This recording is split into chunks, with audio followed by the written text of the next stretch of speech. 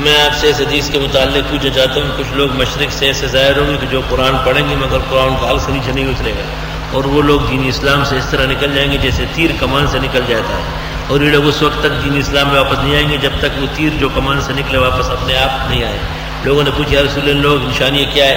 آپ نے کہا کہ نشانی یہ کہ وہ لوگ اپنی داڑھیوں کو منڈانے کے عادی ہوں گے۔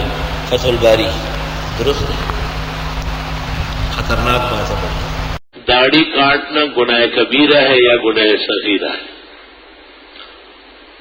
گناہ کبیرہ ہے، کیونکہ پیغمبر نے اس شخص سے منہ موڑا ہے جو داڑھی کاٹ رہا تھا، یعنی مونڈ رہا تھا، اور علماء بال اتفاق لکھ چکے ہیں کہ داڑھی ایک قبضے مشت سے کم کرنا یہ گناہ ہے۔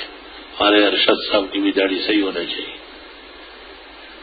اور یہ ٹھیک ہے، لیکن آپ جو پوچھ رہے ہیں کہ صغیرہ یا کبیرہ، تو آپ کا مطلب یہ کہ اگر صغیرہ ہو تو پھر کریں گے آپ؟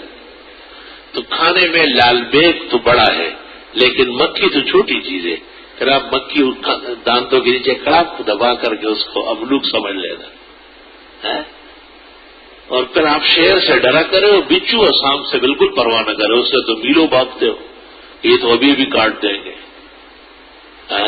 کبیر اور صغیرہ کا کیا مطلب ہے آپ کا؟ کپڑوں کے بکس میں آپ کی چنگاری بند ہوتے وقت آپ نے یہ اطمینان نہیں کیا کہ چنگاری ہے بجھ جائے گی، آپ نے کہا نو نو نو نو، پورا بکسا گھر جل جائے گا، کھولو فوراً نکالو۔ لا تحقرن صغیرۃ ان الجبال من الحصى، علامہ آلوسی نے شعر نقل کیا کہ صغیرے کو صغیرہ نہ سمجھنا، پہاڑ کنکریوں سے بنا ہے۔ اند کندک باہم شود بسیار، دان دانہ غل در انبار،